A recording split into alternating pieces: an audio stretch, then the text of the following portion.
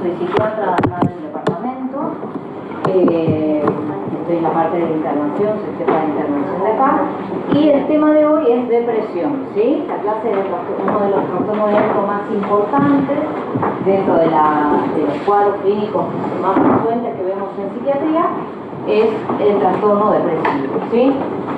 Si tuviéramos que definir a la depresión, pues vamos a empezar a hablar de que es un trastorno del ánimo, donde la emoción que predomina es la tristeza.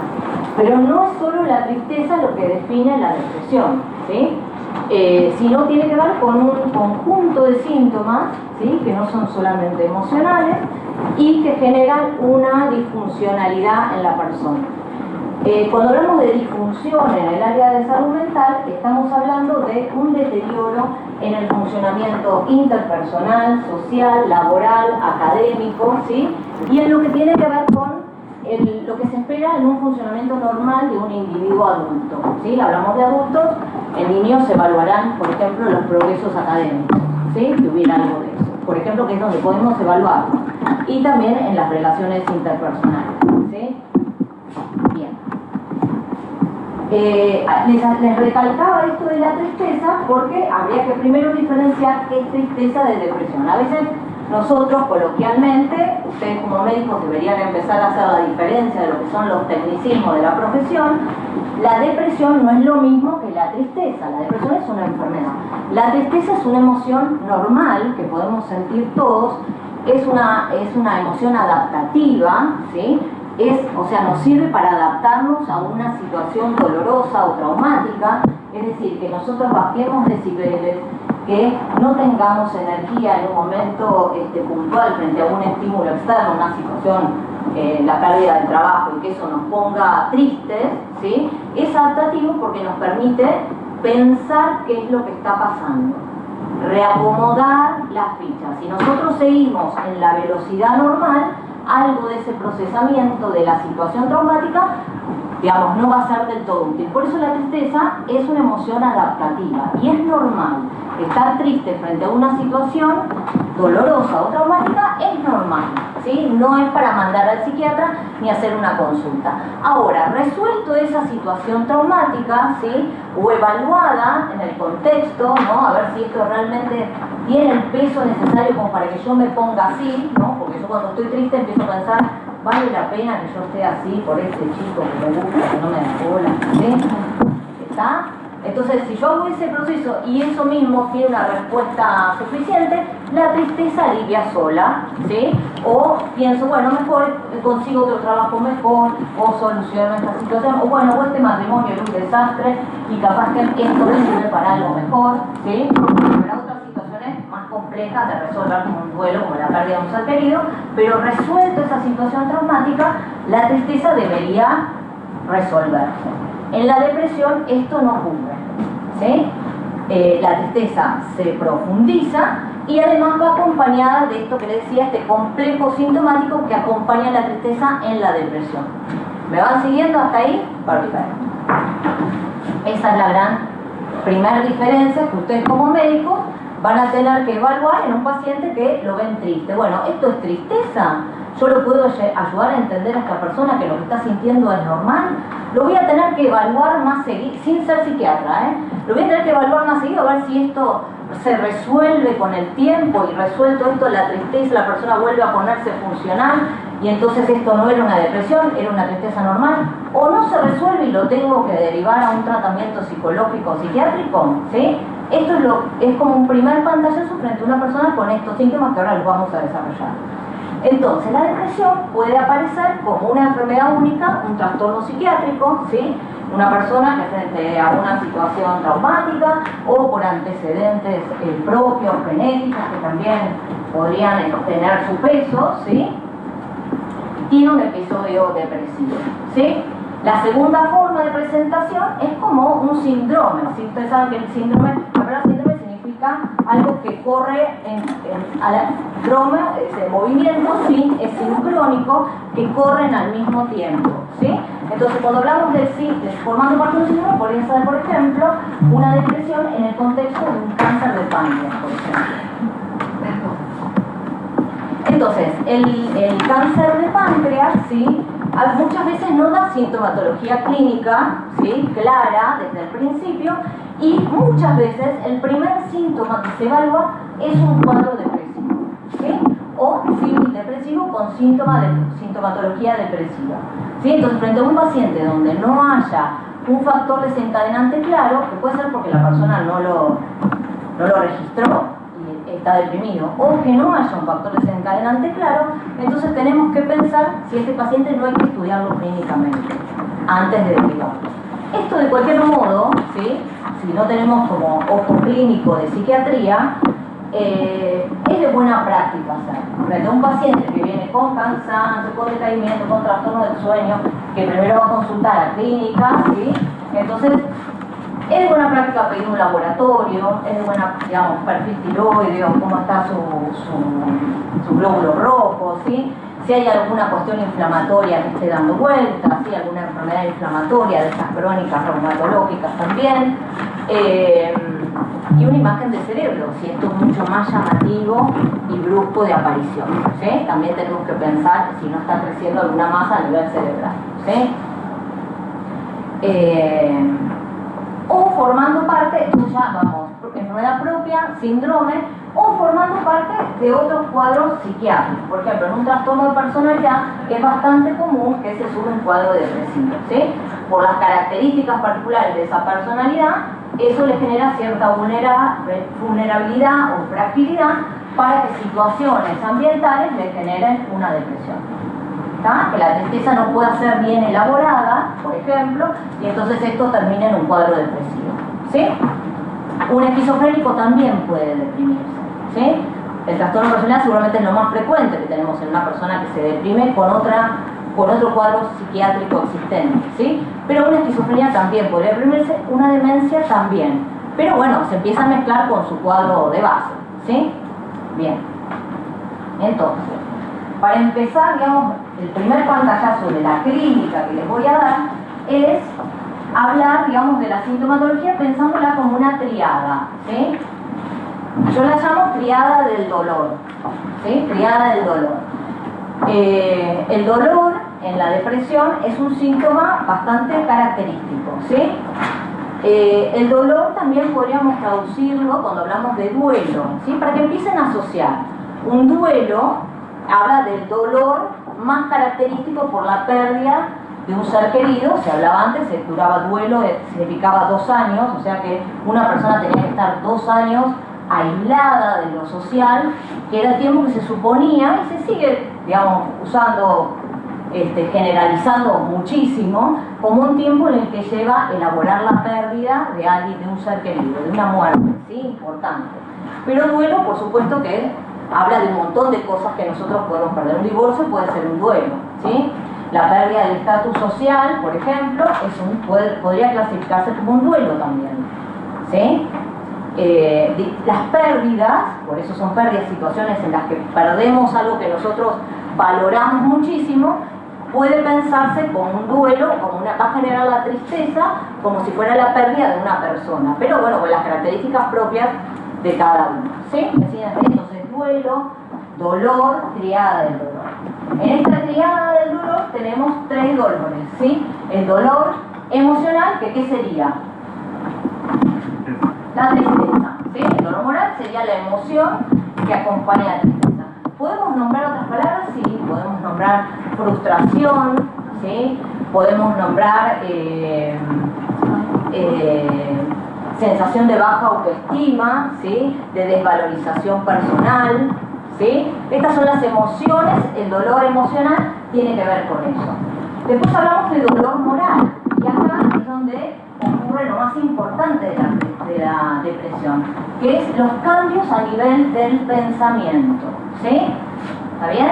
Los cambios a nivel del contenido y del curso del pensamiento son los que alimentan la tristeza. Es el alimento, lo que nutre la emoción es lo que estamos pensando cuando estamos tristes, ¿sí? Es la rumiación del pensamiento y el contenido de esas ideas.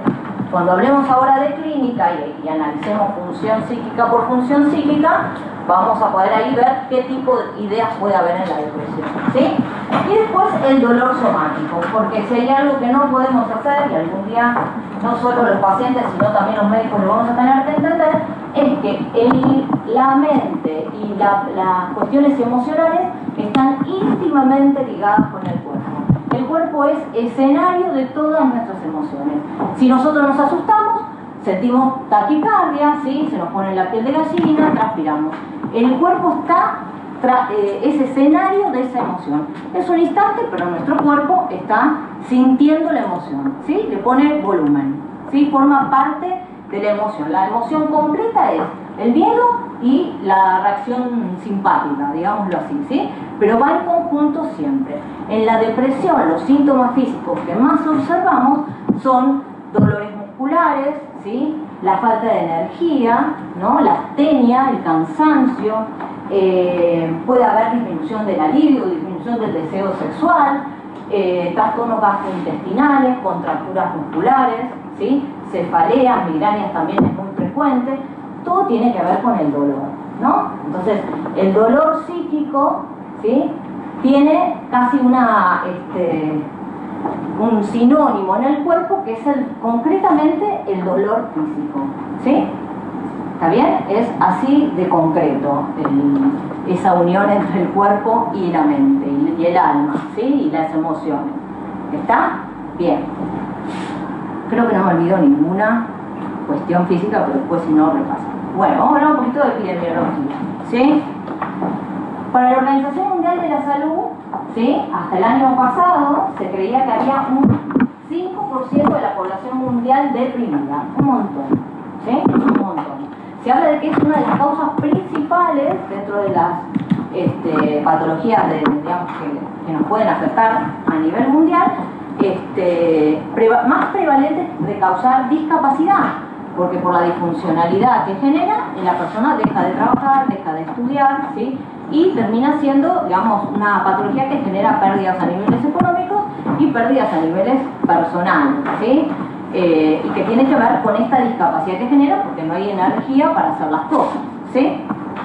Dentro de la patología psiquiátrica corresponde al 15%. El 15% de los pacientes que concurren a consulta en salud mental son depresiones, ¿sí? Depresiones puras. Después, si las sumamos a otras patologías y otras cosas, el número se incrementa, ¿sí? Hablando de género, ¿sí? El más frecuente es en la mujer. Y, digamos, con esto en algún momento se habrá pensado como algo genético, como, no sé, qué sé yo, cosas que se pensaban antes. Pero creo que culturalmente, ahora podemos pensar que tiene más que ver con cuestiones culturales, ¿sí? La mujer en general siempre ha sido siempre más motivada y empujada y habilitada a hablar de sus emociones, ¿sí? A poder expresar cuando está triste, digamos, como algo que, digamos, como un rol cultural que cumple, ¿sí? Entonces, habitualmente consulta más. Y estas estadísticas tienen que ver con la gente que consulta, ¿sí? Si alguien no consulta, no existe en la estadística, ¿sí? O si hay una encuesta, pero tiene que ver con que la mujer va a admitir más fácilmente que está triste más que un varón. Yo supongo que esto va a ir cambiando con los años. Y signo de esto también, porque bueno, ya vamos viendo que hay como nuevas masculinidades, signo de esto es que con el correr esto es en la adultez joven, que la mujer tiene más frecuencia. Pero con los años, en la vejez, este porcentaje se equilibra. Y yo creo que esto responde a la experiencia. Un hombre, con los años, bueno, aprende que está habilitado, que puede hablar, que si encuentra, digamos, gente alrededor que también lo habilite, que lo ayude a expresar sus emociones, probablemente le sea más fácil hablar de sus emociones y consultar más. Y también en la vejez, los duelos en los varones tienen que ver con, más fácilmente con la pérdida del estatus laboral, ¿sí? Como algo que valora mucho, ¿sí? En los hombres, cuando pierden eso, hay algo ahí de la autoestima que se va al piso, ¿sí? Cuando empiezan las jubilaciones y todo eso, es más frecuente que esto se dé en los varones que en las mujeres, ¿sí? Pero yo creo que tiene más que ver con que hay algo de la experiencia que les permite mover, digamos, poder expresar mejor estas cuestiones, ¿sí? Estas son teorías mías, por ahí me equivoco, pero pensando en esto de que tiene que ver con algo cultural y no con el X y el Y, ¿sí? ¿Se entiende a lo que apunto? Bien. Se puede dar en cualquier momento de la vida, ¿sí? Desde los niños, los adolescentes, los adultos mayores y en la ancianidad. En todos esos momentos vitales, ¿sí? Puede darse la depresión. ¿Cuándo es más frecuente? Entre los 19 y los 45 años. Época más productiva y en la que seguramente estamos más expuestos a que nos pasen cosas, ¿sí? A que en el ambiente pasen cosas que pongan en juego nuestra capacidad de adaptarnos, ¿sí? ¿En qué momentos de la vida es más difícil el diagnóstico? ¿Dónde les parece que puede ser que sea más difícil? ¿En qué momentos de la vida? En los extremos de la vida. Adolescencia, niñas también, pero si tuviera que poner como ejemplos más claros, ¿sí? Un psiquiatra infantil sabe cuando un niño está deprimido, ¿sí? Es más difícil en la adolescencia, ¿sí? Como dijeron recién, porque ya de por sí en la adolescencia, ¿se acuerdan de salud mental? Allá lejos, ¿se acuerdan de crisis vitales? ¿No era la adolescencia una de las crisis vitales donde podía haber ahí una cuestión de tener que adaptarse a un nuevo rol, digamos, a nivel familiar, a nivel sociedad, a nivel escolar, digamos, algo que va a implicar una adaptación en sí, y los que, digamos, de por sí eso trae un movimiento emocional y que el que esté más flojo de papeles pueda generarle una depresión, pero aún así ese proceso adaptativo ser confundido con una depresión, sí, claro, todo esto puede pasar en la adolescencia. Lo importante acá, ¿sí? Sería que el adolescente se deprime muy distinto a un adulto, ¿sí? El adolescente se deprime más bien enojado, ¿sí? Digamos, un adolescente normal por ahí está encerrado en su habitación, callado, no habla con nadie, y esto es lo normal en un adolescente. Un padre podría asustarse porque dice, ay, era tan divino, venía, me abrazaba, me daba un beso, me contaba todo lo que le pasaba en el colegio, tan comunicativo, todo. Bueno, en la adolescencia se encerró en la habitación y con suerte le hacía una mueca a la mañana, ¿sí? Entonces esto puede llamar la atención de los padres y no ser una depresión, sino ser como este proceso de separación y de discriminación con estos padres, ¿no? Pero un adolescente en general, y por eso es lo problemático, cuando se deprime se pone más agresivo, situaciones más de violencia y los riesgos que esto contrae, que podría ser, por ejemplo, el consumo de sustancias, ¿sí? Que sea un momento en el que comienza la iniciación con el tema del alcohol en la adolescencia y que esto se convierta en un problema en ese adolescente, porque encima el alcohol produce más depresión, ¿sí? Las consecuencias del alcoholismo es más depresión, anímicamente, ¿sí? Entonces es un momento para no minimizar ni maximizar situaciones del desarrollo normal, ¿sí? Pero estar atentos. Por eso ahí el diagnóstico es difícil. Y en la ancianidad, en los adultos mayores, es el otro momento vital en el que pueden confundirse una depresión con algo que está pasando. Otra crisis vital en el momento, digamos, del envejecimiento, ¿sí? La jubilación, la pérdida del trabajo, la muerte quizás de la pareja de toda la vida, muerte de amigos, pérdidas, digamos, de ese estilo, y que esto genere, son factores, digamos, que podrían generar tristeza y además depresión, y entonces hay que estar atentos. ¿Y con qué podría confundirse? Con el deterioro cognitivo propio que ocurre a esa edad. Un anciano por ahí empieza a perder intereses, porque bueno, ya su atención le cuesta concentrado, entonces le gustaba leer un montón, pero como no ha perdido atención, dejó de leer. Y la familia se preocupa. Él se leía 200 libros por año y no está leyendo, para mí está deprimido, no tiene ganas de salir, no le interesa ver una película, la atención no está funcionando, entonces la película no le divierte, no la puede seguir, no puede leer, ¿sí? Se pierde en una conversación, se suman, digamos, la pérdida de la audición, de la vista, Digamos, todas esas situaciones hacen que un anciano pueda aislarse, por eso también es un momento en el que puede tener que ver con estos deterioros o que está deprimido. ¿Sí? Perdón, Sí. ¿y cómo podríamos diferenciar ese deterioro cognitivo normal propio del adulto mayor del inicio del cuadro de demencia? Bueno, es difícil el diagnóstico, ¿sí? Bueno, hay algunas evaluaciones que se pueden hacer que si la persona tiene reserva cognitiva por ahí no den tan mal, aun cuando estén empezando a aparecer, ¿sí?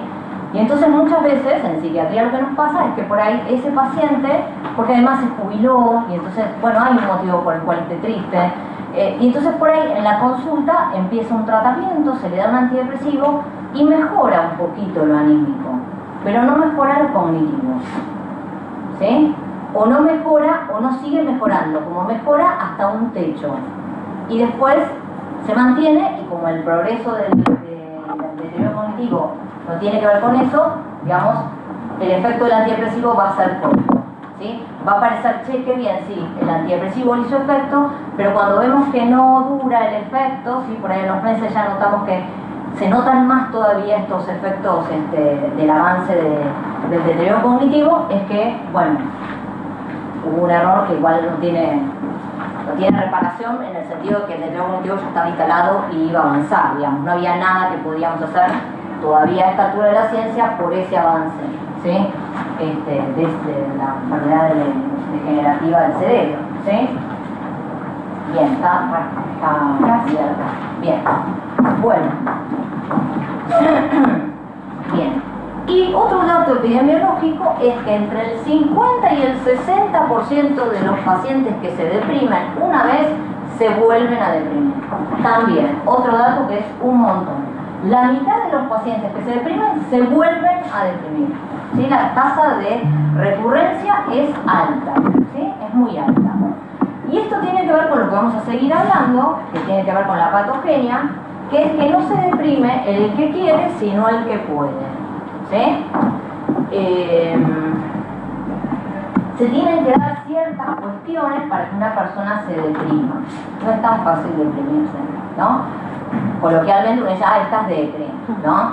Tiene que ver con cuestiones coloquiales. Los médicos no podemos hablar así, ¿sí? Esto ténganlo en cuenta porque ustedes van a tener esa licencia, tenemos que pensar de otro modo, no podemos decir estás depre, ¿sí? Tenemos que poder diferenciar, no, estás triste, no estás deprimido, ¿sí? O sí, estás deprimido, tenés que consultar, ¿está bien? Pero bueno, entonces, esto que les decía, una depresión tiene que ver con que hay características mías que en algún punto me predisponen para que yo no me adapte a estas situaciones de cambio, me cueste más adaptarme y que la respuesta sea sintomatológica, una depresión, ¿sí? Bien, entonces vamos a hablar de patogenia, lo que se puede, lo que se sabe, que es más bien, digamos, tiene que ver con estudios muy incipientes, a pesar del avance de la ciencia, bueno, se sabe un poco más, pero no llega a explicar del todo el proceso de la depresión, ¿sí?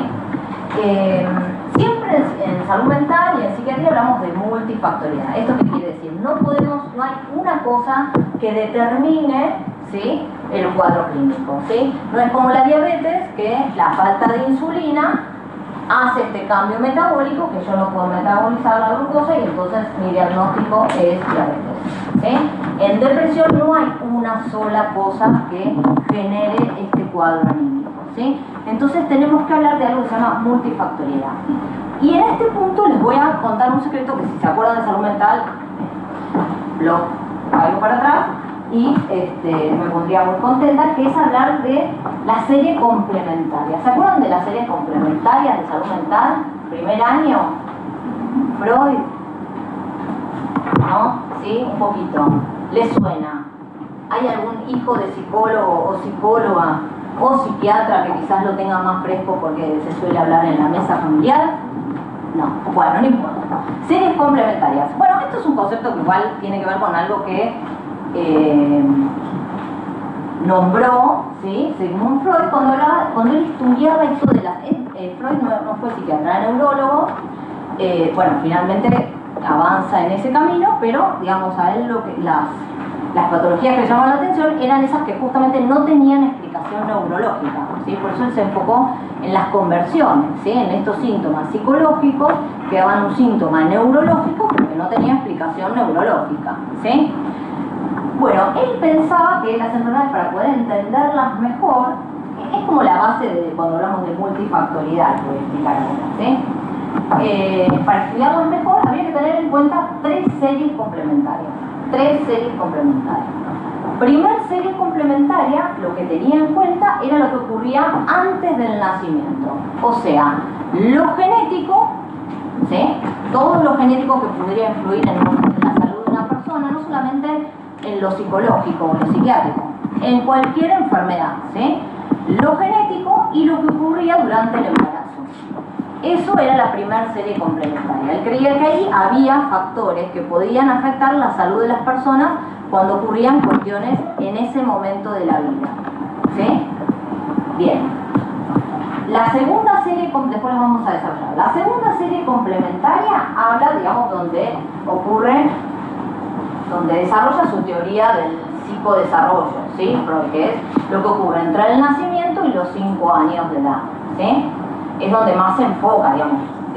Toma también el periodo de latencia, que es como el periodo escolar, la adolescencia, la adultez, pero donde él enfoca, digamos, mucho de su estudio tiene que ver con lo que ocurre entre los 0 y los 5 años. Él todavía sin saberlo, porque no había la ciencia que lo pudiera acompañar en este sentido, notaba que era un momento muy importante en la formación de la personalidad, ¿sí? Y en el aprendizaje del funcionamiento del mundo. Entre los 0 y los 5 años es el momento que más aprendemos cosas en la vida, ¿sí? Podemos pensar, no, yo estudié medicina, yo el momento que más aprendí cosas fue en la carrera de medicina. Bueno, si estudiaron mucho, por ahí sí. Pero de cero, de no saber nada de lo que significa el mundo cuando nacemos, hasta los 5 años entendemos bastante de qué se trata, ¿sí? Nos reconocemos a la gente alrededor, reconocemos emociones, ¿sí?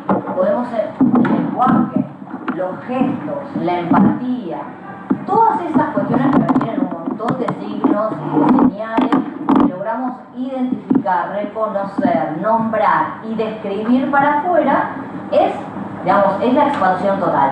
Y con los años, no lo supo Freud, pero sabemos que en esos primeros años es la mayor neuroplasticidad cerebral, porque el estímulo es todo ese estímulo de aprendizaje, ¿sí? De cero a aprender todas esas cosas, ¿no? Que nos preparan, digamos, ya al preescolar, primer grado, ya nos preparan para meternos en un colegio, enfrentarnos con otros 30 pibes y que Dios te ayude, ¿sí?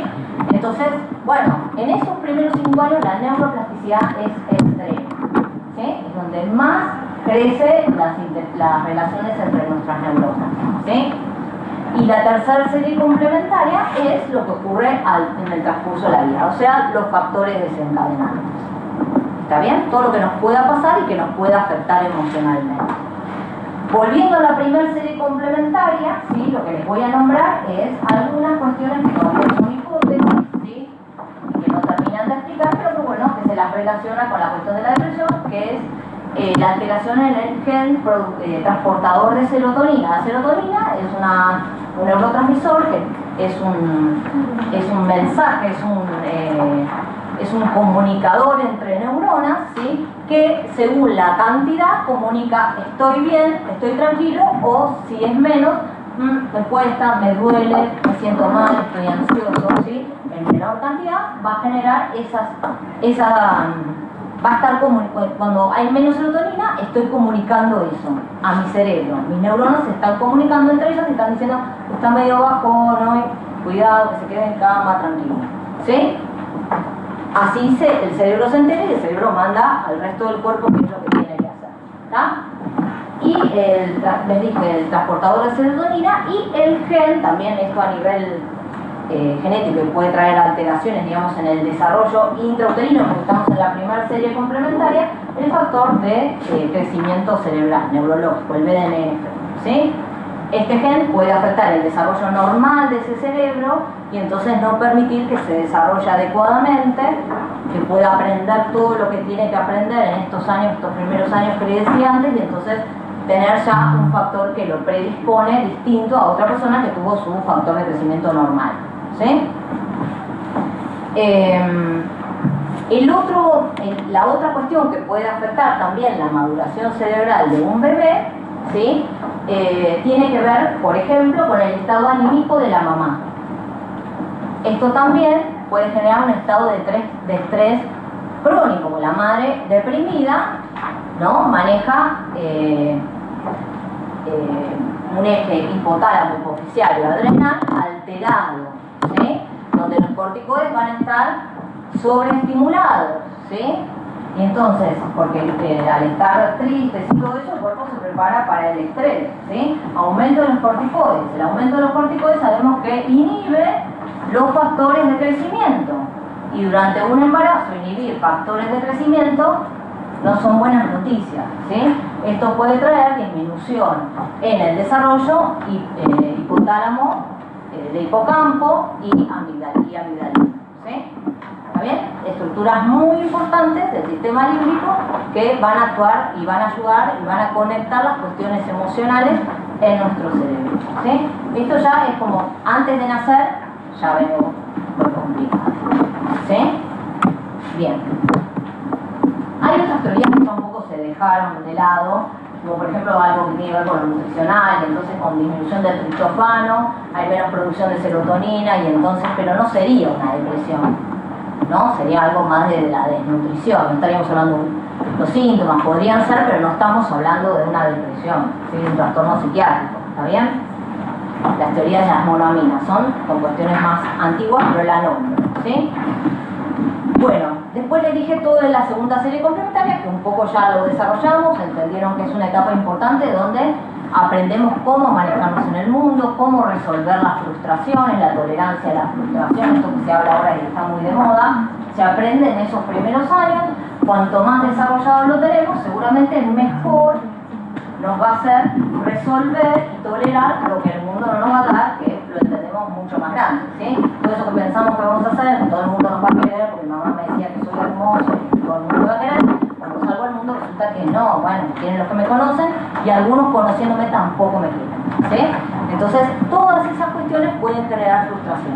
Si yo en esa etapa fui, porque, digamos, debería haber un equilibrio entre aprender la tolerancia y la frustración, ¿sí? Y la sobreadaptación. Eso tampoco es bueno, ¿sí? Un niño que está expuesto a la frustración constante, para sobrevivir tiene que sobreadaptarse, ¿sí? Tiene como que dar la vuelta el doble. Que el que solamente tolera la frustración, entiende, pero tiene una mamá afectuosa que lo sostiene, un papá, un ambiente nutricional, digamos, donde no hay violencia, puede estudiar bien, digamos, hay cuestiones ambientales que lo ayudan, ¿sí? Todo eso es distinto a un ambiente en el que solo hay frustración. Y entonces ahí, un ambiente violento, ¿sí? Abandono, chicos institucionalizados, cuestiones, digamos, estoy exagerando, pero para que entiendan cuando es frustración, bueno, ese chico se tiene que sobreadaptar. La sobreadaptación solo hace que esa persona no pueda expresar sus emociones, pero se deprime igual, se deprime raro, ¿sí? El diagnóstico es distinto, pero se deprime igual, pero con esta dificultad para poder expresar por esta sobreadaptación. Es muy común pacientes que hagan síntomas físicos, como depresiones más tipo, se llama, bueno, antes decían enmascarada y a mí me gusta el nombre, depresión enmascarada, que son síntomas somáticos que no tienen un claro, digamos, una causa clínica clara, son los trastornos funcionales. Algo está funcionando mal, pero no es que está roto, ¿sí? No es que tiene alterada el tubo digestivo, le cortaron 2 metros de tubo digestivo y entonces tiene un síndrome de mala absorción por eso, ¿sí? Funciona mal, tiene todo bien y funciona mal, ¿sí? Entonces los trastornos funcionales muchas veces están ligados con estas sobreadaptaciones donde el cuerpo es el único que se hace cargo de la tristeza y psíquicamente la persona no lo registra, ¿está? Depresión enmascarada, depresión atípica, ¿sí? Son esas que llaman la atención por otro lado, ¿sí? pero son trastornos anímicos también. Esos van más al médico que al psiquiatra, digamos, nunca bien. Cuando le dicen que van al psiquiatra, se enojan con el clínico y cambian de clínico porque me dice que estoy loco, ¿sí? O, digamos, inconscientemente pensaría yo, que estoy haciendo este curso toda la vida sobre adaptarme a las vicisitudes del mundo, me dice que estoy deprimido. No, de ningún modo. ¿Está bien? La humanidad tiene esta complejidad y se han zambullido en ese mundo, esa va a ser su profesión, así que empiezan a adaptarse a esa complejidad, ¿sí? Bueno, entonces esto va a generar este caldo, digamos, principal. Y lo que les decía, los factores desencadenantes, lo que nos pasa, los divorcios, las separaciones, me fue mal en psiquiatría, Bueno, chicos, tolerancia a la frustración. Ojalá que no que estudien, que hagan una cuestión más sobreadaptada. Pero digo esto, ¿no? Las cosas que nos puedan pasar después, ¿no? Todas esas son los que son los factores desencadenantes. Ahora, con todo esto puedo explicar por qué no se deprime el que quiere, sino el que puede, ¿sí? Yo lo que suelo decirles es que se imaginen acá una balanza como esas de la justicia. Me gusta a mí, ¿sí? ¿La tienen? ¿La ven? Ojo, ¿la ven? No, la imaginan. Perfecto, entonces acá está la balanza, ¿sí?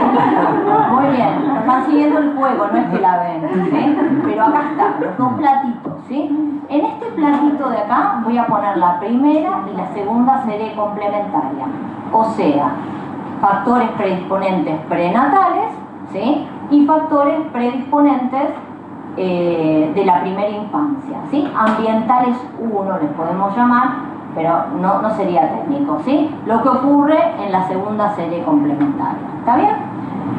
Y en este otro platito vamos a poner lo que nos ocurre en los factores desencadenantes, ¿sí? Entonces, cuanto más peso tenga yo acá, ¿sí? O sea, mala genética, madre depresiva durante todo el embarazo, y bueno, entonces si está depresiva mi infancia no va a ser feliz, ¿sí? Este platito pesa un montón. A la mínima gota que yo ponga acá, esto, ¿sí? Produce una depresión. Este paciente tiene más probabilidades de deprimirse consecutivamente.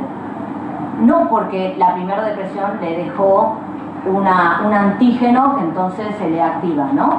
Sino porque en su vida tiene pocas herramientas para superar esas cuestiones, ¿sí?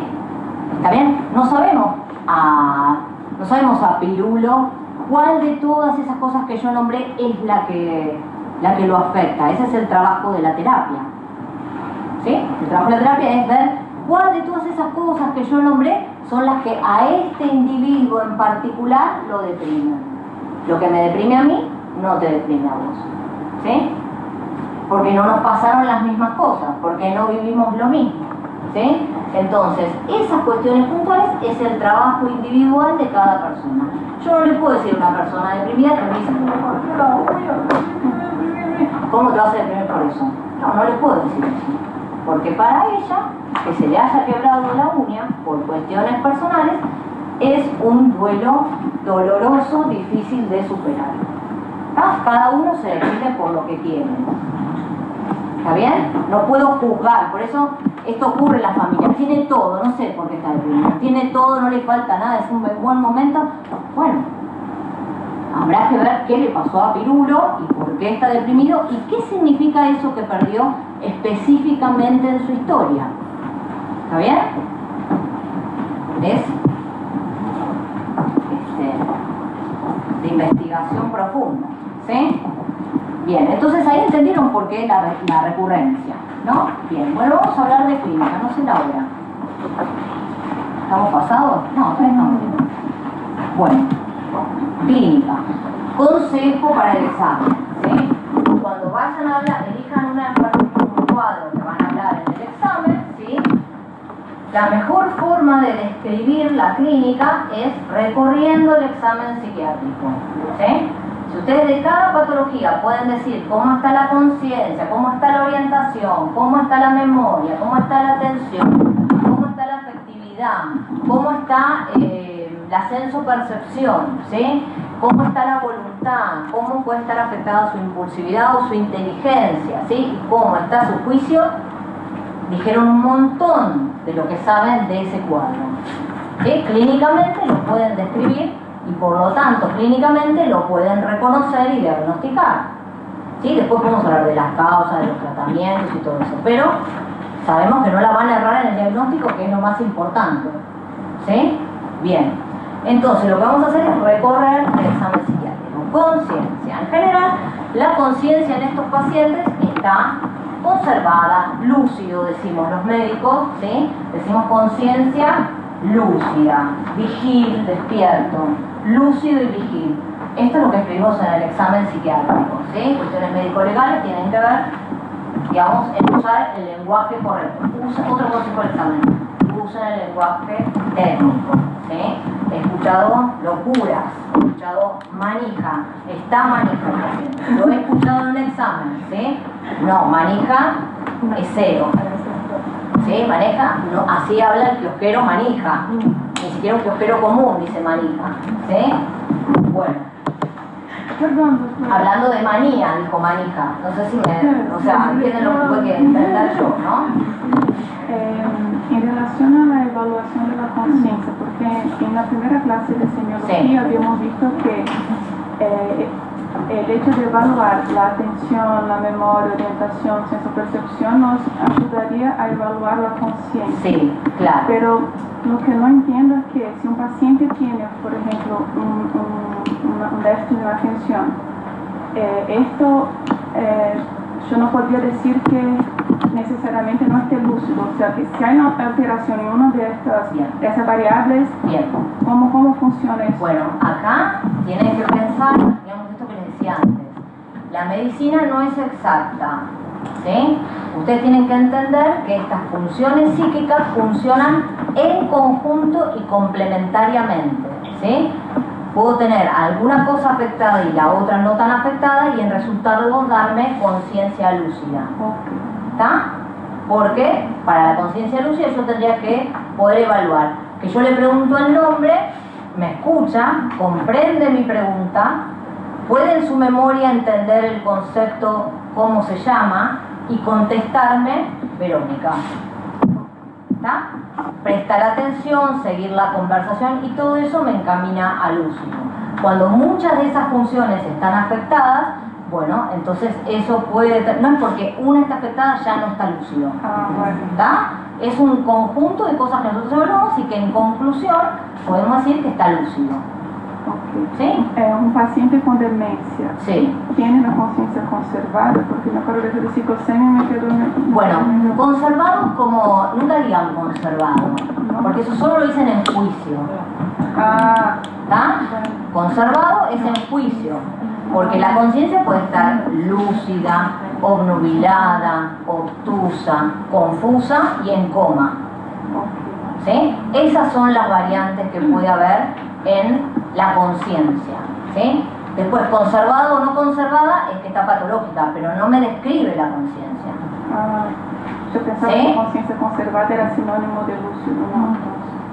Bueno, sí, técnicamente sí, pero los médicos decimos conciencia lúcida. El lenguaje técnico es conciencia lúcida, está lúcido. Y con la idea de conciencia podríamos decirlo cuando eso tiene algún déficit en alguna... Cuando se suman varias de esas cosas, no puede prestarme atención, claro. ¿Sí? Tendencia al sueño, no está orientado, ¿sí? No sabe dónde está. Hay varias cosas ahí, la memoria, o sea, ya vino al hospital, pero no sabe dónde está. La memoria no está funcionando, la atención no está funcionando, la orientación no está funcionando, ¿sí? Muchas de esas funciones importantes no están funcionando, entonces está confuso. Que es la conciencia que tenemos que poner cuando es un síndrome confusional. Está confuso, ¿sí? ¿Cómo es la conciencia en el síndrome confusional de delirio? Confusa. ¿Sí? Bien, en general, entonces la depresión, volvamos ahí, es, digamos, es lúcido. El paciente está lúcido, conciencia está funcionando bien. Puede haber ciertas variaciones cuando los cuadros depresivos son muy profundos, ¿sí? Cuadros muy profundos de depresión, donde esto va a ser un poco el signo de la depresión, el ensimismamiento ensimismamiento, ¿sí? Esta tendencia a estar aislado del mundo, por momentos haga pensar que no está lúcido, porque como no está prestando atención a lo que pasa afuera, puede estar un poco desorientado, puede estar un poco ausente, puede no acordarse si comió o no comió, si tomó los remedios o si no tomó los remedios, y eso, bueno, no ser lúcido, ¿sí? Podemos decir, está vigil, cuando está despierto, por mucho más, no sé si puedo confiar en los datos que me va a dar, ¿sí? Bien. Orientación, lo mismo que les acabo de decir, la orientación puede estar orientado en tiempo y espacio, ¿sí? Orientado autopsíquicamente o alopsíquicamente, todos esos conceptos si los nombro ustedes saben de lo que estoy hablando, bien. Orientado en tiempo y espacio, orientado en persona, orientado alopsíquicamente, podría estar orientado en una cosa y no en la otra, ¿sí? Lo evaluamos cuando le preguntamos sabe dónde está, su nombre, su edad, dónde vive, sabe dónde está este lugar, qué dirección, qué año, mes, día, ¿sí? Todos esos datos nos van a hacer evaluar si está orientado o no en persona, en lugar y en espacio, ¿sí? Bueno, espacio y lugar sería lo mismo, tiempo, persona y espacio, ¿está bien? Bien. Atención, ¿sí? Cuando evaluamos atención en la depresión, vamos a notar que hay algunos cambios, ¿sí? Que tiene que ver con lo que decía antes, con el ensimismamiento. Esta persona está tan concentrada en su propia persona que ¿cuál es la atención que seguramente esté más afectada? La espontánea, ¿sí? Como está tan ensimismado, ¿sí? Podemos decir que acá hay una disprosexia o paraprosexia. Acá hay divergencias con el doctor Carlos. Pero, digamos, hablamos un poco de esto, disprosexia y paraprosexia. Tiene que ver con, digamos, si nombramos una o la otra, a mí me gusta decir paraprosexia cuando una atención es en detrimento, está aumentada en detrimento de la otra. Que el aumento de la atención, en este caso de la depresión sería la voluntaria en sí mismo, hace que no pueda prestar atención a lo que pasa afuera. Y esto determina una paraprosexia. Sí. La manía también decía que hay una paraprosexia y sería al revés. Está diciendo exactamente, aclaramos cuál de las atenciones. Y a Carbonetti díganle lo que dijo Carbonetti. Okay. ¿Sí? Para mí es paraprosexia, pero a Carbonetti díganle disprosexia o paraprosexia. Él dijo disprosexia aparente. Bueno, claro. Me lo cambia todos los años, yo ya no puedo. Es excelente, pero en eso nos cuesta llegar a una. Pero bueno, se estaba diciendo, bueno, entonces en la depresión hay un aumento de la atención voluntaria, pero no es productiva, no es que yo, o sea, uno podría decir, mi atención voluntaria está aumentada, entonces meto micro en 2 semanas, ¿sí? Y apruebo micro en 2 semanas porque estoy deprimido y mi atención voluntaria está altísima. Estudiar micro deprime, pero no les va a servir. ¿Sí? No les va a servir. ¿Por qué? Porque esa atención voluntaria no es focalizable donde yo la quiero focalizar. Esa atención voluntaria va a estar puesta en esto que me está pasando, ¿sí? Lo mal que me siento. Físicamente, me duele acá, tengo un tumor, seguro que me voy a morir, ¿sí? Me voy a morir y dejar a mi casa, a mi familia en la ruina, no van a poder salir adelante. Y esto se empieza a mezclar con el pensamiento, ¿sí? Con la rumiación del pensamiento depresivo, ¿sí?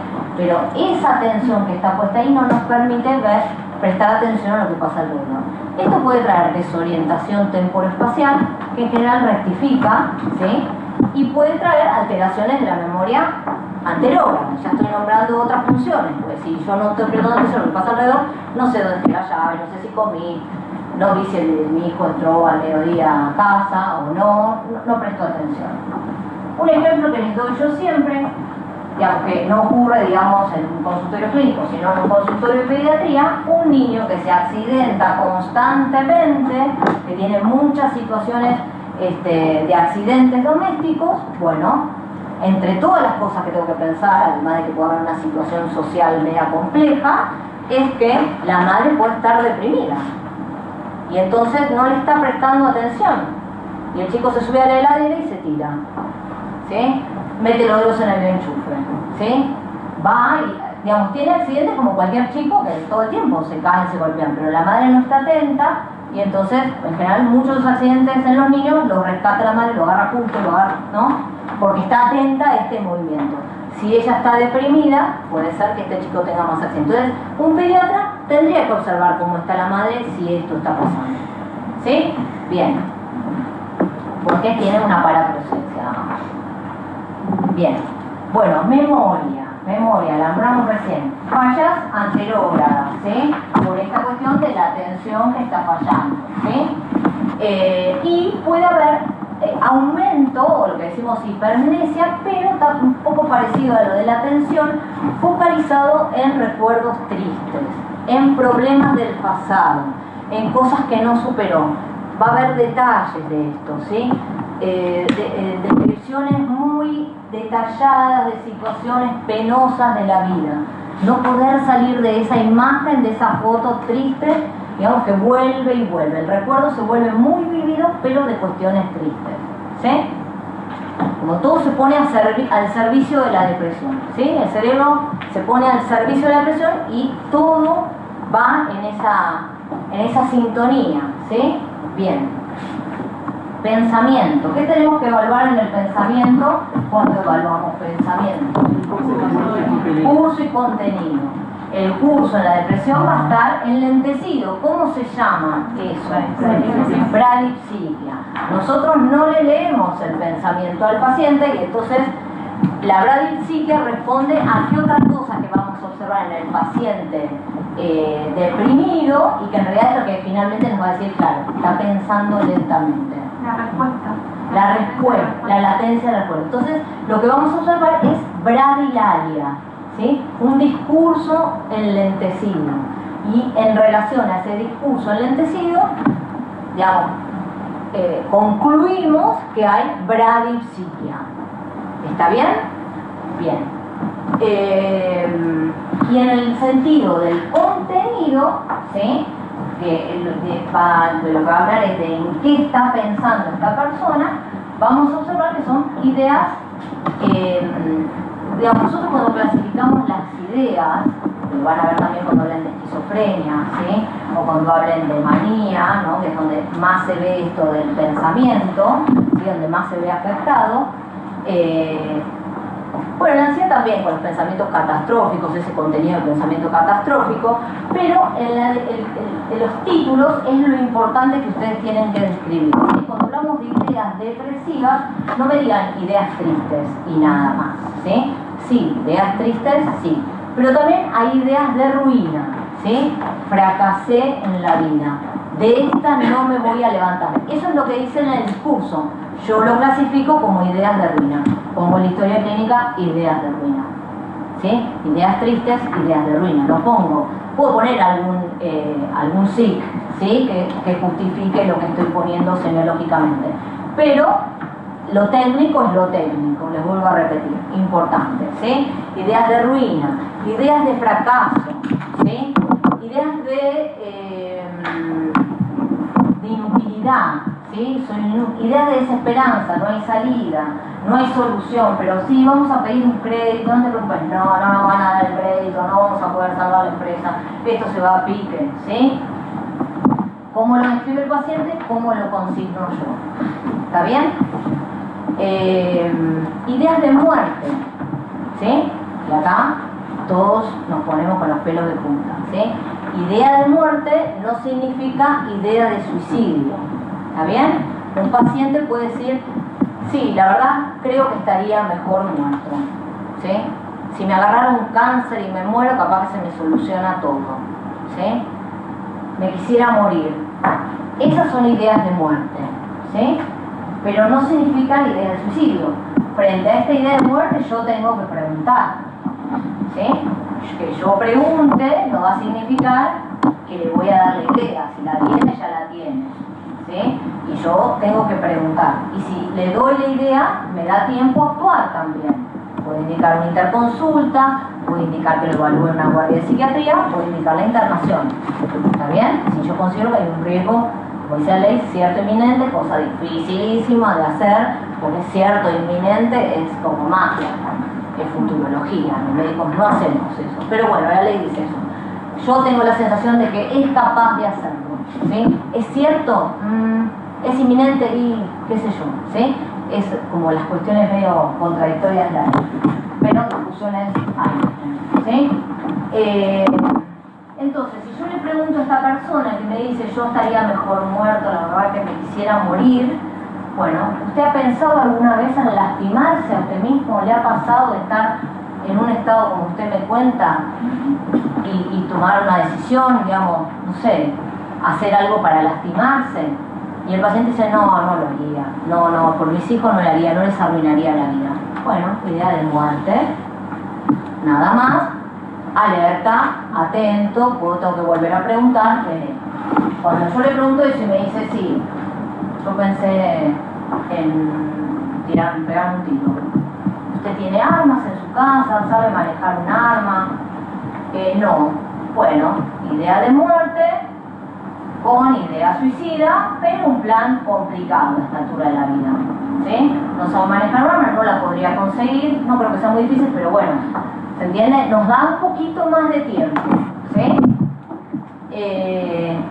O que me diga, sí, yo me tiraría del Empire State, pero vivo en, no sé, en Caballito. Bueno, también una idea muy compleja, no sé si es posible, nos da tiempo a laburar. Ahora me dice, sí, yo vivo enfrente de la estación de Tigre de tren y ya me quedé varias veces parado en la estación y bueno, esa es una idea suicida, como que indica que yo tengo que hacer algo, ¿sí? Que tengo que tomar una indicación, que tengo que hacer algo, ¿sí? Si ustedes no saben qué hacer, deriven al especialista, ¿sí? En esta situación deriven a una guardia, ¿no? A que pida un turno, ¿sí? Es algo mucho más inmediato. Quizás, si ustedes tienen la sensación de la duda y casi de la certeza, quizás lo tengan que acompañar ustedes, ¿sí? Yo te voy a acompañar a una guardia, ¿sí? Y acompañarlo en esa situación, porque hay un riesgo concreto ahí, ¿no? Por supuesto, esto que no nos dicen nunca y que por la misma plata uno va a tener que implicarse, ¿no? En la salud de este paciente. Si no hay familia, todavía con más razón. Cuando hay familia uno cuenta con la familia. Pero bueno, es esto que también vamos a tener que implicarnos en esa situación, ¿sí? Bueno, pensamiento más o menos sigue, ruina, fracaso, inutilidad, desesperanza, muerte, suicidio, ¿sí? Bueno, con esto del suicidio también vamos a tener que evaluar impulsividad, ¿sí? Con ideas de muerte, impulsividad. ¿Qué me daría la idea de impulsividad en un paciente? Un paciente que viene a la consulta, se sienta, ¿sí? Empieza a hablar y se para, y empieza como si no pudiera quedarse quieto, no puede controlarse, está en una consulta médica, yo le estoy hablando, y está impulsivo, y no sé, ¿no? Como no se puede quedar quieto, camina, ¿sí? Sale del consultorio, entra al consultorio, sería una depresión agitada, no es la típica depresión, pero hablaría de, esto está medio, ¿no? Está medio impulsivo, no parece algo controlable, ¿sí? Si lo dejo acá un minuto y me voy a llamar por teléfono a la familia, no sé qué va a hacer, ¿sí? Es una sensación también contratransferencial, ¿sí? Una cuestión que el médico siente, de que esto está raro, ¿sí? También van a tener que apelar a esas intuiciones propias, ¿sí? Estar atentos a eso, ¿sí? Bien. Impulsividad. La inteligencia en general no está afectada, ¿sí? Se mantiene, el paciente puede estar más enlentecido, pero no es algo que afecte su inteligencia. La sensopercepción en general tampoco está afectada.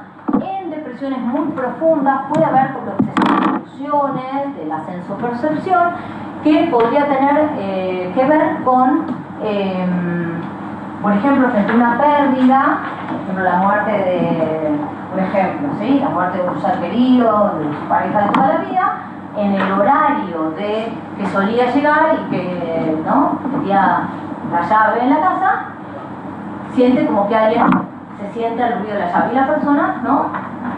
Bueno, entonces no se murió en ese proceso, ¿no? De aceptación de la muerte, en ese proceso proceso de negación y de negación y negación que produce la pérdida de un ser querido, bueno, ahí es donde puede haber cierta alteración de la sensación que revierte en el momento, ¿sí? No, está bien, me confundí, escuché un ruido y me pareció, mi cerebro lo acomodó y lo interpretó como eso para en algún sentido aliviar el dolor de la pérdida, ¿sí? El cerebro se va adaptando a esto y ocurren estas cuestiones, ¿sí? Pueden ocurrir o no, pero no se interpretaría como una alucinación psicótica, ¿sí? Sí como algo que está caldeado por lo emocional, ¿sí? Está sobrecargado por la tristeza. La voluntad, y acá hay un punto importante, ¿sí? Va a haber hipobulia, decimos los psiquiatras y los médicos, ¿sí? Una disminución de la voluntad se dice bulia. En la depresión vamos a hablar de hipobulia, ¿sí? Pero dentro de la voluntad, en la depresión, hay una que describe cuestiones más particulares de depresión, que es la anedonia. Bien, genial.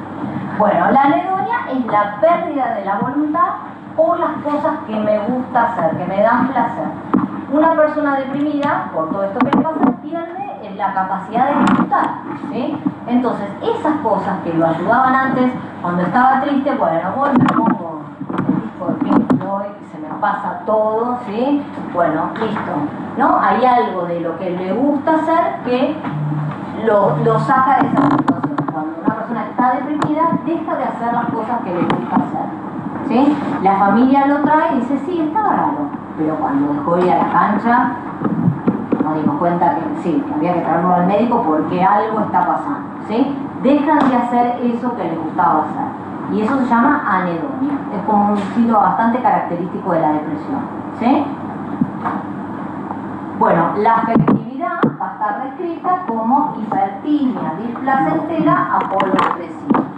Si hubiera también signos de ansiedad, decimos hipertimia displacentera apolo mixto, ¿sí? O podemos poner depresivo ansioso también, si les gusta más descriptivo, ¿sí? Pero, digamos, tiene que ver con poder explicar cómo está la afectividad de ese paciente y ser bien descriptivo para el que lea, ¿sí? El juez, un colega, yo después de un mes que no lo vuelvo a ver y ahora lo tengo que evaluar y entonces después de una agenda cargada de pacientes por ahí no me acuerdo y tengo que evaluar cosas que ver si están, ¿sí? Para eso sirve la historia clínica, ¿sí?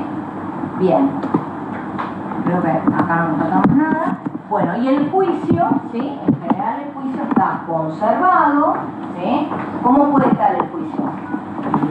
¿Cuántos tipos de juicio hay? 5, como los dedos de la mano. 5. Conservado. Desviado. ¿De quién es el desviado? De la psicosis. Disminuido. A mí me gusta decir insuficiente. Ese de retraso porque adaptativo. debilitado y disminuido se van a confundir. Y habla de patologías distintas, ¿sí? Juicio insuficiente habla del retraso mental. Digamos, una persona no se desarrolló completamente, es insuficiente, ¿sí? Debilitado es que se debilitó. Entonces, la demencia tenía un juicio y en la pérdida de su, de sus funciones cognitivas, debilita su juicio. Los dos están disminuidos, ¿sí? Pero uno es de causa, digamos, de nacimiento y el otro tiene que ver con enfermedad degenerativa, ¿sí? Entonces uno es insuficiente y el otro es debilitado. Y ahí ya vamos 4. Y el quinto, suspendido. ¿De quién? Síndrome confusional agudo, ¿sí? Está suspendido 2 fechas, vuelve a jugar cuando se le vaya la infección. ¿Está? Eso es suspendido. Vuelve a su estatus anterior. Tenía un juicio debilitado, por ejemplo, suspendido durante el síndrome confusional, vuelve a su juicio debilitado, superada la infección o lo que esté generando el síndrome confusional. Bueno, ya voy terminando, ¿sí? Diagnóstico. El diagnóstico es fundamentalmente clínico. No hay laboratorio, no hay imagen, ¿sí? Que nos diga depresión, ¿sí? Nos va a decir otra cosa, pero no depresión, ¿sí? Entonces, la clínica, como decían los viejos maestros, es soberana. Si ustedes conocen los cuadros, digamos, la sintomatología de la depresión, van a saber que tienen que evaluar cuánto tiempo puede llevar, todo esto que hablamos en la clase, qué tendrían que preguntar, y eso les va a hacer el diagnóstico de depresión. ¿Hay herramientas que nosotros podemos tener en el cajón del consultorio? Sí. La escala de Beck, se baja en internet, facilísimo, y la escala de Hamilton-Dale, ¿sí? La tenemos impresa, se la damos, es autoadministrable, le explicamos al paciente, el paciente le hace, nos va a dar un dato más constatable, que hasta le puede decir al paciente, ves, ya, te dio medio así, estaría bueno hacer una consulta con salud mental, ¿sí? Como puede servir hasta para introducir la idea del tratamiento. ¿Está bien? Diagnóstico importante y diferencial con trastorno bipolar. ¿Tuvieron la clase de bipolar? Bien. Lo importante es un diagnóstico diferencial re difícil, ¿sí? Porque hay trastornos bipolares que tienen solo depresiones durante mucho tiempo. Acabamos de decir que la depresión es muy recurrente, entonces podría pasar que confundamos depresiones recurrentes con un trastorno bipolar, ¿sí? Lo que va a marcar la diferencia es si hay un episodio maníaco. Si hay un episodio maníaco, ¿sí? Esto va a determinar que es un bipolar, no hay duda, ¿sí? Si entre una depresión ocurre un periodo sin enfermedad, porque esto también hay que decirlo, la bipolar, el problema no es, bueno, la mañana estoy contenta, la tarde estoy triste, eso no es bipolar, ¿sí? Cuando Moria le dice a Carmen Barbier que es bipolar, no es bipolar eso, ¿sí? No es a la mañana estoy triste, a la tarde me mejora el ánimo, eso puede ser ciclotimia, pero no es bipolar. Bipolar es depresión, todo esto que hablamos hoy, periodo de sano, digamos, estabilidad anímica y manía, ¿sí? Y esto se sucede periódicamente, hay algo que se llama la periodicidad, y cada 2 años se deprime, ¿sí? Hay algo de la periodicidad que también se sostiene. Ese es el bipolar puro, del que no tenemos duda de que es bipolar. Después está el tipo 2, que bueno, ahí empieza toda a complejizarse. Pero bueno, muchas veces el diagnóstico de bipolar ocurre cuando uno le da el antidepresivo a una persona que le preguntó si había tenido un episodio maníaco, lo indagó con la familia, con él, investigó antecedentes familiares, no había nada, le da el antidepresivo y hace lo que se llama un switch maníaco, hace síntomas maníacos. Entonces, y bueno, tiene facilidad para hacer manía, ¿sí? Si tiene un antidepresivo, tiene facilidad de hacer manía. Bueno, tengo que pensar si esto no es un bipolar, ¿sí? Acerca del diagnóstico bipolar, nunca decimos es bipolar, ¿sí? Lo seguimos estudiando, ¿sí? Preguntamos un poco más, investigamos un poco más. El tratamiento es muy distinto, es con estabilizadores del ánimo, no con antidepresivos, salvo que, digamos, aún con 2 estabilizadores no mejora la depresión, a veces se usa antidepresivos. ¿Está bien? Bueno, esto que hablamos al principio, sin factor desencadenante, estudiarlo clínicamente, porque podría haber alguna cuestión clínica que lo esté afectando y esto generar, digamos, conclusiones adelante, dar un antidepresivo a una persona que está con un cáncer de páncreas, que lo va a ayudar porque el pronóstico es malísimo, pero no le va a sacar la depresión, ¿sí? Y las enfermedades que tenemos que tener en cuenta son las endocrinas, las oncológicas, degenerativas, reumatológicas y algunas infectológicas, como ahora el avance de la sífilis nuevamente. Cuídense, usen preservativo.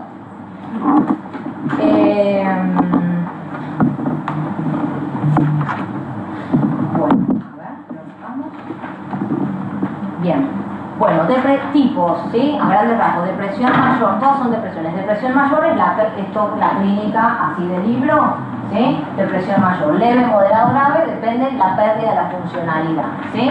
Distimia, desapareció del DSM, ahora volvió a aparecer, existe, yo la tendría en cuenta porque se ve en la clínica, ¿sí? La distimia es una depresión en la que no hay una pérdida de la funcionalidad total, pero es una persona que no disfruta de la vida, ¿sí?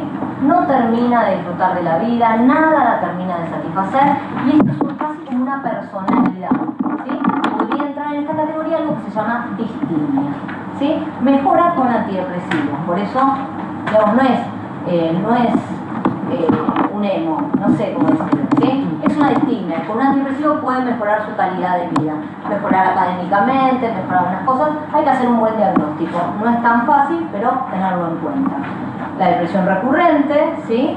Y secundaria a estado anímico. Y el trastorno adaptativo con estado de ánimo depresivo, ¿sí? Que forma más bien parte de los trastornos de, digamos, no llega a ser una depresión y tiene más que ver cuando nosotros observamos, tenemos que consignar un diagnóstico, observamos a un paciente que está triste por algo que le está pasando, hablamos de la emoción adaptativa, de la tristeza, pero lo va a resolver. Quizás necesite terapia, pero lo va a resolver, ¿sí? No es una depresión. ¿Está bien? Todos estos tipos serían, como lo hablábamos al principio, la depresión como una enfermedad única, ¿no? Por ejemplo, el Exacto. Exacto. Y todos estos se podrían dar en el contexto de un trastorno de personalidad también. ¿Sí? O sea que sí, pues únicos o en correlato de otra enfermedad. ¿Sí? Bueno, y el tratamiento, y esto rápido, ¿sí?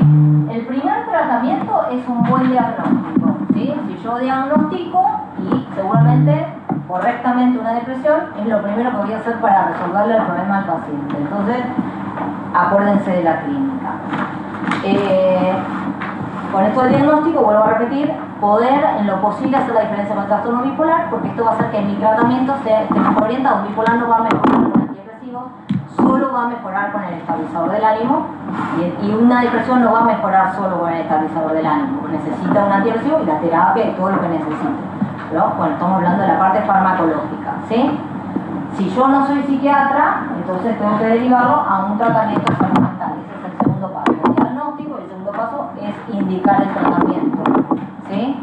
Por supuesto, el paciente es libre de hacerlo o no, pero yo en la historia clínica pongo con signo de depresión, recomiendo iniciar tratamiento psicológico. Bueno, yo lo indiqué, el paciente no lo hizo, yo soy médica legal también. Entonces, yo lo puse en la historia clínica y eso es lo que figura en la historia clínica. Después el paciente es libre de hacer lo que le parezca, ¿sí? Bien, pero yo en la historia lo puse. Tratamientos farmacológicos van por escalones, conocen primero los CIRS, ¿sí? El primer tratamiento que en general es un paciente que no ha tenido otras depresiones o que, bueno, más o menos todavía no están en el fondo del mar, usamos los CIRS, ¿sí? Sertralina, fluoxetina, citalopram, creo que no bueno, hay otro, no me acuerdo, fluoxetina. Todos ellos son similares, ¿sí? Pero tienen distintos efectos adversos que nosotros aprovechamos para la terapéutica, ¿sí? Si el paciente bajó de peso, le doy paroxetina porque aumenta el apetito y ahí recuperamos. Si tiene alteración del sueño, la paroxetina es más sedativa, paroxetina va bien, ¿sí? Si aumentó mucho de peso, la fluoxetina puede tener no funciona siempre, pero la fluoxetina puede tener algún efecto anorexígeno y es más activante, es más ansiogénica. Es un efecto adverso, pero una persona que está muy retraída, muy aislada, ¿sí? Muy tirada en la cama, la fluoxetina podría ser de mejor utilidad para este paciente por este efecto ansiogénico, ¿sí? Es un efecto adverso que nos podría ser de utilidad. El segundo escalón es el de los duales, ¿sí? Y ahí entran la venlafaxina, duloxetina, mirtazapina, y creo que no me olvido de nadie más, ¿sí? Dos receptores distintos, potencia el efecto, ¿sí? IRSNA y con noradrenalina y dopamina, pero no me acuerdo. Sí, dopamina, estoy bien. Bueno. Bien, ya les dije, bueno, y en el último escalón, y un poco relegados por su antigüedad y por efectos adversos, están los tricíclicos, ¿sí? Donde hay que monitorizar algunas cuestiones cardiológicas, ¿sí? Pero son muy nobles como antidepresivos, funcionan muy bien en algunas depresiones cuando hay dolores físicos, en general, se usan para el dolor crónico, la amitriptilina, cuando hay mucha migraña también, ¿sí? Amitriptilina, clorimipramina, se usan, ¿sí? Se usan. Menos por esta cuestión de los efectos adversos, pero todavía viejitos aún funcionan, ¿sí? Hay que monitorizar algunas cosas, pero funcionan, ¿sí? Bueno, y ahora sí, termino. ¿Alguna pregunta? Sí. Tenemos así que para nosotros y nosotros vemos que todavía hay tiempo, o sea, no tienen ideas tan fuertes de heroína, todo eso. Nosotros como clínicos podemos dar, por ejemplo, una fluoxetina y derivar ¿Por qué no lo sí, pues, tranquilamente, te recomiendo igual hacer la carrera especialista, digamos, que te cubra, digamos, con el título, con el expertise, digamos, que vos puedas como justificar por qué hiciste eso. Pero si uno va a derivar, si vos ya le pones un antidepresivo, condicionás lo que el especialista considere mejor. Entonces vos le tenés que bajar el que ya le pusieron para ponerle el otro. Todo eso lleva un tiempo, porque estas medicaciones no hacen efecto en el momento, llevan semanas. Si vos le diste uno y ya lleva 2 semanas y no era el que yo le pondría, y capaz que se lo dejo porque ya tiene 2 semanas adentro, pero no es el que yo le doy. ¿Sí? Entonces, salvo que vos tengas un psiquiatra que trabaje con vos y vos le digas, mira, yo ya lo vi, ¿qué te parece? ¿Te pensé dar esto? Bueno, sí, pero es un trabajo más en equipo. Perfecto. ¿Está? Bueno, ¿estamos? Sí, bueno, gracias. muchas gracias.